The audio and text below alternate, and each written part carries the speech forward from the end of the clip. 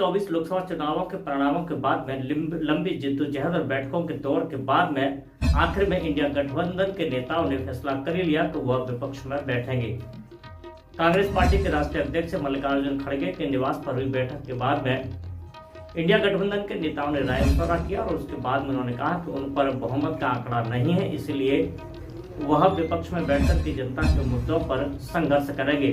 मल्लिकार्जुन खड़गे ने मीडिया को संबोधित करते हुए इंडिया गठबंधन की बैठक के बाद में लिए गए फैसले की जानकारी भी दी।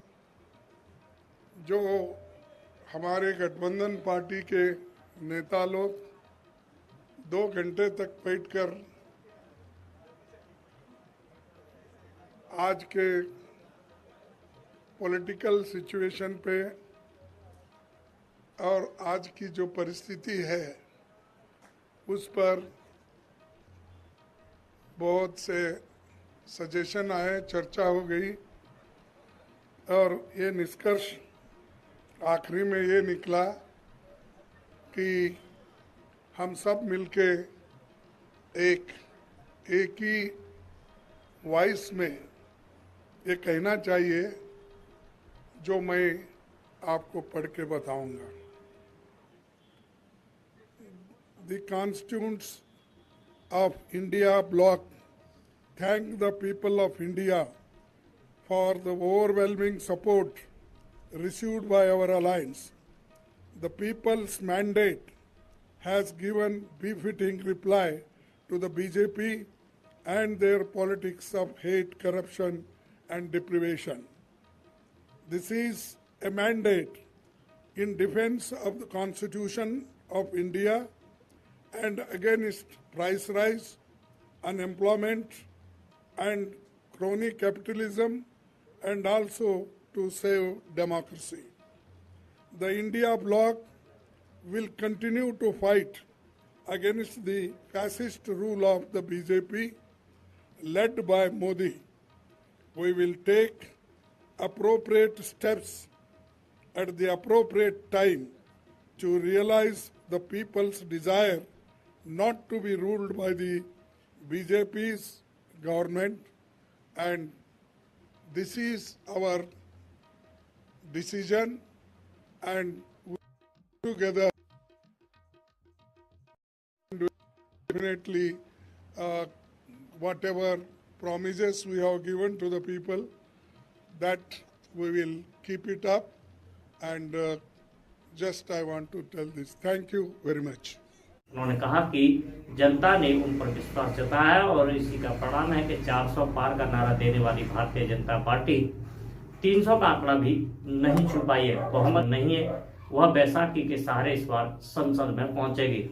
इतना ही नहीं, उन्होंने कहा कि समय आने पर इंडिया गठबंधन सरकार बनाने की पहल करेगा।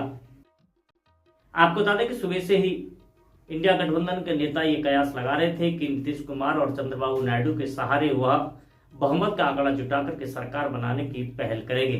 लेकिन जैसे जैसे समय ढलता गया यह मामला धीरे धीरे खिसकता हुआ चला गया। चंद्रबाबू नायडू और नीतीश कुमार ने एनडीए गठबंधन के साथ में चुनाव लड़ने और उसके साथ में रहने का फैसला सुना दिया। प्रधानमंत्री आवास पर हुई बैठक के बाद में नीतीश कुमार ने जल्दी सरकार बनाने की बात भी कह डाली।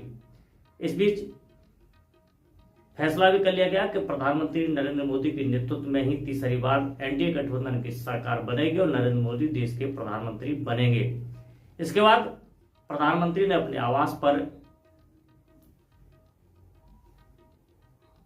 अपनी कैबिनेट की बैठक बुलाई और बैठक बुलाने के बाद में 2019 की लोकसभा को भंग करने के बाद में राष्ट्रपति भवन पहुंचे, जहां पर उन्होंने राष्ट्रपति को अपनी सरकार को भंग करने का पत्र भी सौंप दिया। इंडिया गठबंधन की बैठक के बाद में जहां नेताओं ने अपने अपने बयान जारी करना शुरू कर दिया, तो वहीं पर